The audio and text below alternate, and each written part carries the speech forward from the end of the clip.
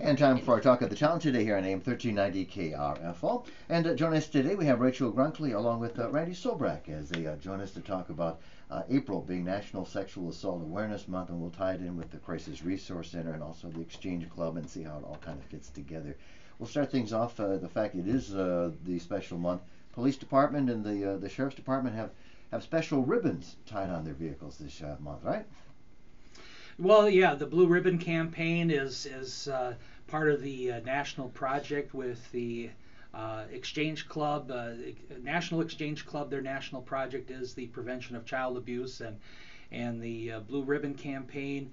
Actually, that has been taken up with the local Exchange Club of Owatonna. They have been working feverishly with that promotion of building awareness regarding child abuse, and the Owatonna Club also conducted a flag raising ceremony. You may have seen in the local newspaper back on April 1st, conducted down at the Law Enforcement Center, and had dignitaries on hand building awareness for the month of April and child abuse prevention efforts. That even though it's recognized in April, it's something that needs to be in the front of people, or at least in the back of people's minds throughout the year, as such, because it's an ongoing problem, and it's where the Center for Family Unity here in Owatonna and people like Rachel work to build the bridges of family relationships and preventing abusive situations. And maybe just give us an example of what the center would be dealing with. Is it all sexual assault always, or is it just someone who may have trouble not knowing how to parent? Just give us a little synopsis of some of the people that you would help and counsel, Rachel. Hi, good morning. We get a lot of, like our brochure says, it's the stressing, are you stressed out with parenting? So we focus on emotional, physical, sexual abuse that has occurred in families, or they feel like they're getting to that point where they're stressed out and they're at the end of their rope. They're not sure what they want to do, or what they reach out for support. Is it often a case of maybe an external factor where maybe mom or dad loses their job and right away you've had the stress, and now you could put up with the kids doing that before, but now it's like I can't handle it, I have too much on my mind? Is there things like that, external factors that contribute to that? Or Oh, absolutely. Yeah. It's there's mental health issues, there's chemical dependency issues, there's financial issues. I mean, there's all kinds of issues that can bring forth. However, I believe that trying to get them to restructure the way they parent, knowing that they think the only alternative is, well, if I spank my kids, that they're gonna listen, but really it's just making things worse. They're just having that power struggle with their children, and they're at that point where they just don't know what else that they can do. So we come in and give out different options and get some new tools and new skills for them to learn. how do you connect with the families? Do you usually get referred? These families say you should, or is it a case of maybe families just calling up and saying, I don't know what to do, can you help? How does that work usually? How do you get connected with the families? It's both. We get people that will call and they seen our website, or they seen our brochures around, and then human services, in the 4 counties that we do serve, they will give us a referral to come in and help with the family, give them support. We also get referrals from attorneys that do divorce cases, and to get that co-parenting, to get those families to help with the co-parenting. What would be, case? Well, I'll just make one up. I have a problem and I have a child. It's not my fault though. My child just runs with the wrong people. I'm at wit's end. I'm a good parent. What would be some things you'd do to me? Would you meet with me on a weekly basis? Do I come to you? Do you come to my house? How often? How long? We do the in-home parenting. We meet an hour a week or more, if depend. Every family situation is going to be different. We come out and have a family plan. We help get them to set goals that they want to see change in their family. We talk about how to achieve that, and we have a curriculum from the Exchange Club that we provide on a weekly basis. Would you meet with the entire family, or would you possibly maybe just meet with me, or just me and my wife, or would you have the kids Both. I like to meet with the parents to get that quality time with them, to go through our curriculum and help them with their goals, and then to also do like the role playing with the family when they're in the family setting. A lot of the parents you find that have trouble parenting, is it because their parents didn't know how to parent them? Does it kind of relay and trickle down through the gene pool? It does. Okay. It does. And that's what a lot of families will say, well, my parents did this, and and then I ask them, well, how is your relationship with your parents now? And a lot of time is, well, it's hard. It's hard now because of some of the abuse that they may had gotten when they were younger. And I said, okay, we want better for your children. Let's see how we can do this. How long do you usually work with a family? Is it weeks, months, years?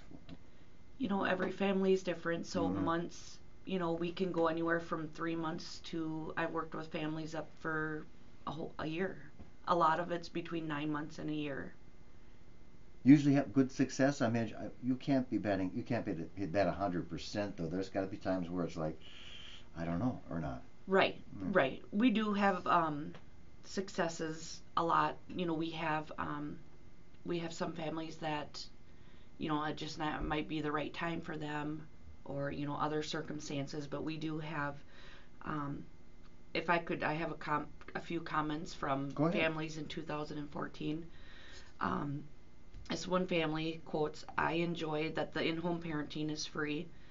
My parent mentor had been supportive with me in my life and is very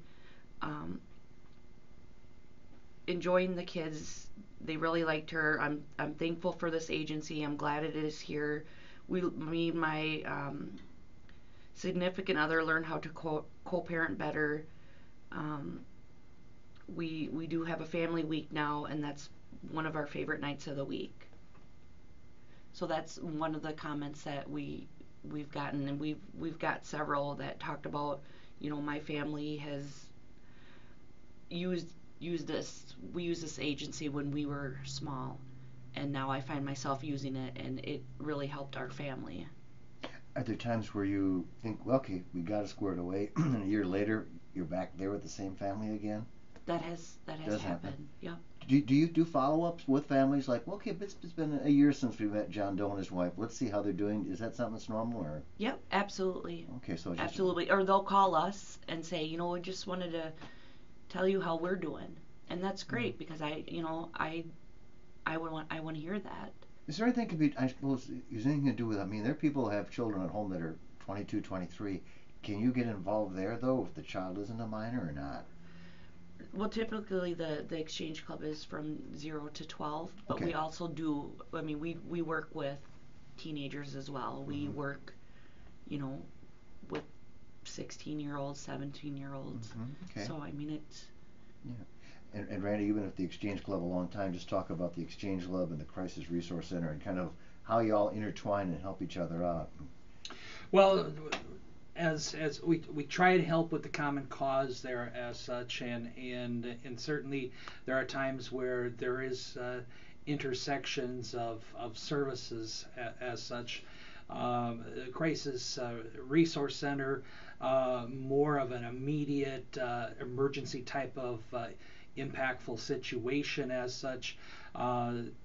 The type of people that Rachel and her staff will work with is on either through a request or someone has been forwarded as a potential family that could use that type of attention as such, and we're having some impact there. As Rachel mentioned, we are in a the Exchange Club Center for Family Unity does expand beyond the Steele County borders. In Dodge County, we helped 8 families in 2014, and that consisted of 12 adults and 28 children. In Rice County, 21 families, 27 adults, and 52 children. Steele County, 44 families, which involved 57 adults and 111 children. And even over in Waseca County, the assistance with 5 families involving 9 adults and 15 children as such. And so being able to, as part of the Exchange Club, I was asked to join back in 2012 and have worked my way up to District 4 Director, which involves the clubs, the Exchange Club of Steele County, the Moonlighters Exchange Club of Owatonna, and the Exchange Club of Owatonna. And each of them meet at different times, and the Exchange Club has programs of service. We're not simply go beyond the one single project of the prevention of child abuse. We have programs of service involving Americanism, community service, youth programs, and of course the national project of the prevention of child abuse. And the National Exchange Club made the prevention of child abuse their national platform back in 1979. And so I mean, there's varying aspects of how people can get involved with the exchange, and there's different times available. That, you know, if you're an early riser, the Exchange Club of Steele County, they meet out at Valley View behind Perkins Restaurant at 7 o'clock each Friday morning. The Exchange Club of Owatonna, they meet at the Eagles Club every Thursday at noon. And if you're looking for something at the end of the day, the Moonlighters Exchange Club of Owatonna, they meet at 5:30 on the second and fourth Mondays of the month here at the VFW. You know, for those that are looking to be involved with Exchange, and you know, if you have a passion for, as each of these clubs raise money to help the Center for Family Unity, so these types of programs are available for families in this 4-county area. You know, we have different fundraising events that take place, but we go beyond the national project and the national, or the platforms that we have of programs of service. Okay, good information. You know, tell where you can meet, and also those numbers makes you realize that, you know, oh, that's a lot of different clients and cases like that. Is there a need ever, Rachel, for volunteers? I know money comes in handy, but is there any capacity where someone could help as a volunteer, or do you have to be a trained, you know, professional? Do you know if someone can ever do something to help, or is it pretty much relied on just, you know, those who are professionals? You know, we would have to do a training, Okay, of course, you know, for help volunteers, because we don't want to set somebody in a house and, you know, just have them go and be like, okay, you know, here you go, without, you know, learning some techniques and different skills. But okay. I just threw it out because maybe I didn't know if you had maybe groups where you'd have all get together yeah, for a presentation from. I didn't know that, so that's why I was just throwing yeah, it out to find out. Well, also with families that are separated as such, I know there had been an issue brought to our club's attention, the Steele County Club, with the need for drivers to, you know, for meeting places as such. And I'm not sure what's involved with the training involved with that. You know, certainly there is some standard operating procedure that needs to take place there, but even those types of services, maybe it's not actually going into the home per se, but actually a meeting place so, you know, families can meet together as such. Okay, Is certainly a possibility as well. okay. Anything else you want to add as we wrap it up, Rachel? Anything at all to close out, or we got her covered? I think so. Okay. I think so. Just, yeah, thank you for having us. Yeah, I would just ask or mention as well, you know, if for the listening audience, we certainly the exchange clubs go beyond the borders of Owatonna and Steele County. Go on to nationalexchangeclub.org if you're looking to join a service program. Like I mentioned, Americanism, youth programs, community service, and the national project, the prevention of child abuse. And you can find a club close to you, and just go and visit. You don't have to sign up. Just experience what Exchange is all about, and certainly give it an opportunity. Okay, and that's our talk of the town for today here on AM 1390 KRFO.